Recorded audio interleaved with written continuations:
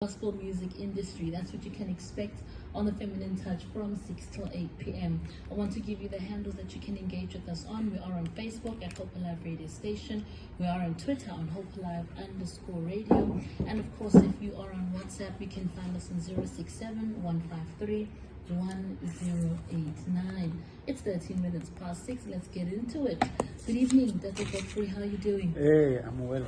For me. Thank you so much for the invite. You're most welcome. I see you've been doing amazing things on social media, so we wanted to get in on it as well.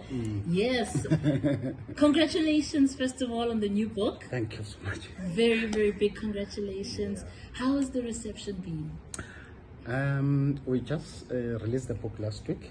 Sure. So we got some sales as going, so we're just keeping on marketing and making it known to the public out there. So yeah, I think it will do well as long as I keep marketing it to the public there. I love it. Yeah. I love the title, 6 Pillars of Transformational Education. Yeah. How to increase your value for the marketplace. If you could just give us a brief, what is the book about? Yeah. So the book it's written based on my story, and we'll discuss it a bit deeper. And the reason I said the 6 pillars of transformational education was I realized that most of us we have the academic education, but we lack the other educations. So it's like a house without pillar, or a seat or a chair, with only one pillar. It doesn't balance.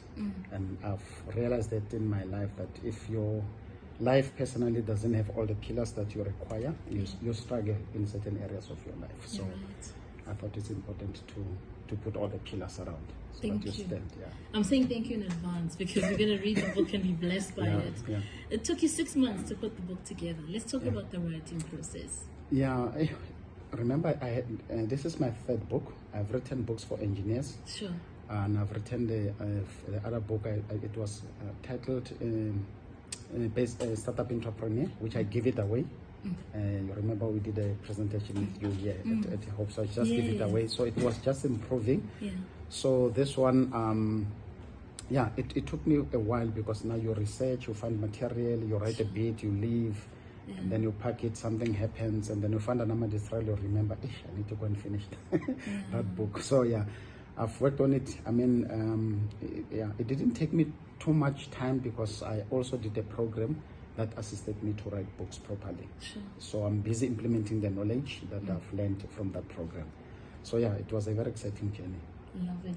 Yeah. As you're speaking, I'm reminded of the scripture in the Bible that says, study to show yourself approved. Yes. And that's what you're doing. You're studying, you're getting material, you're researching, and then you're putting the book together. Yeah. That tells us that the book itself is loaded with content because you are searching as well. Thank you for that.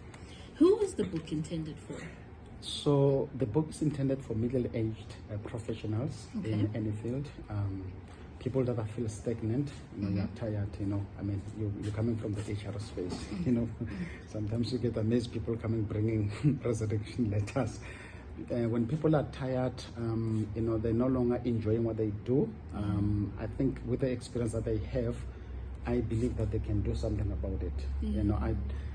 Most of the time on LinkedIn, people, graduate 6 months later, they struggle with work, and some of the guys, they've got many experiences and they also struggle. So the book is all about that, to say to people, with the experience that you have, I'm sure you can do something about it because I've done it. So I've created a blueprint that is possible. You can do it. I love it. Yeah. Now, what would you like the listeners to gain from reading this book? So the main purpose of the book is just to, like I say now, to repeat, to say, don't struggle. If you've got 10 years experience, you can use experience to change your life, So that's the main message of the book.